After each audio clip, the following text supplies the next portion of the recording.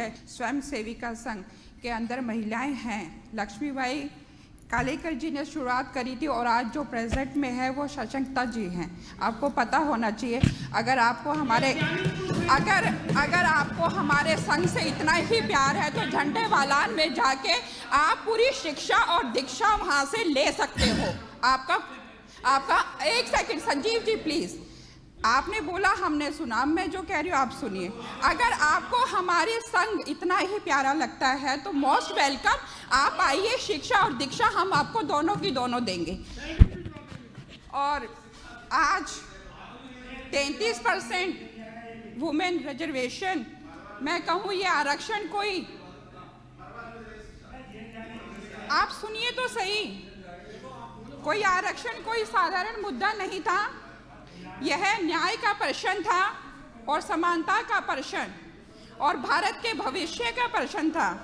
जब देश की महिलाएं हर क्षेत्र में अपना परचम लहरा रही हैं, चाहे वो शिक्षा हो, सेना हो, विज्ञान हो और खेल हो, हर जगह अपना परचम लहरा रही हैं, तो राजनीति में अपना प्रतिनिधित्व क्यों नहीं।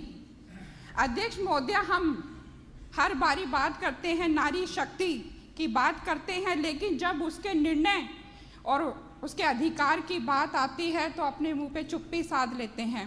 जब बड़े बड़े मंचों पे हम जाते हैं चुनाव के दौरान पर, ये भाई बैठे हैं ये भी जाते हैं और बड़ी बड़ी उस मंच से बातें करते कि महिला हमारा सम्मान है, हम हमारे जिस देश में हम रहते हैं महिलाओं को देवी का सम्मान दिया जाता है, हम अपनी बेटियों की पूजा करते हैं।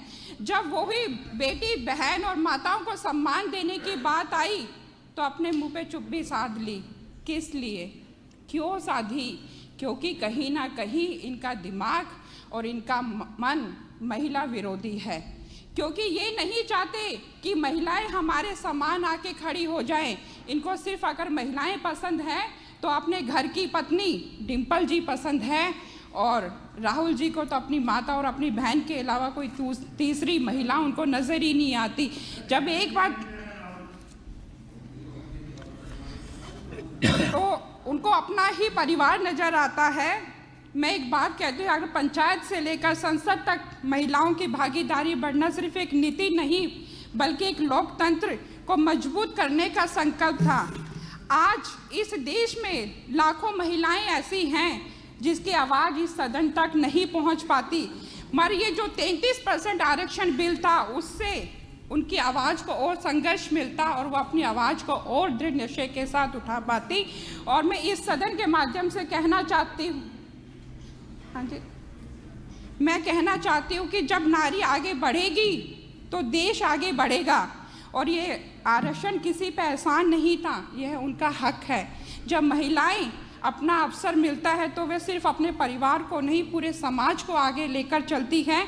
मैं सभी भाइयों से अपील करना चाहती थी, उस टाइम में भी हमने सबसे अपील की थी कि ये कोई राजनीतिक मुद्दा नहीं है, ये महिलाओं के सम्मान और अधिकार का मुद्दा है, आप लोग भी इसमें अपना समर्थन कीजिए। मगर नहीं, आप लोगों ने किसी ने समर्थन नहीं किया। मैं आज कहना चाहती हूँ कि हमारे देश के माननीय प्रधानमंत्री जो हमारी दिल्ली की माननीय मुख्यमंत्री जी, इस बिल को आज तो ये 33% है, आने वाले टाइम के अंदर हम इसको 50% रिजर्वेशन देंगे। अगर निगम के अंदर महिलाओं को 50% रिजर्वेशन है तो विधानसभा में भी, लोकसभा में भी और राज्यसभा में भी 50% होना चाहिए। मैं एक बात कहना चाहती हूँ, सब कहते कि महिला विरोधी बात कर रहे हैं कि प्रधानमंत्री जी ये बिल लाना ही नहीं चाहते थे, वो महिलाओं का सम्मान चाहते ही नहीं थे। मैं आपसे एक बात कहना चाहती हूँ, जब प्रधानमंत्री जी आर्थिक सशक्तिकरण की बात करते हैं, महिलाओं को उन्होंने जन धन योजना के खाते सभी बहनों के खुलवाए कि डायरेक्ट उनके खातों में पैसे पहुंच जाए, हमारी महिलाओं को परेशानी ना हो।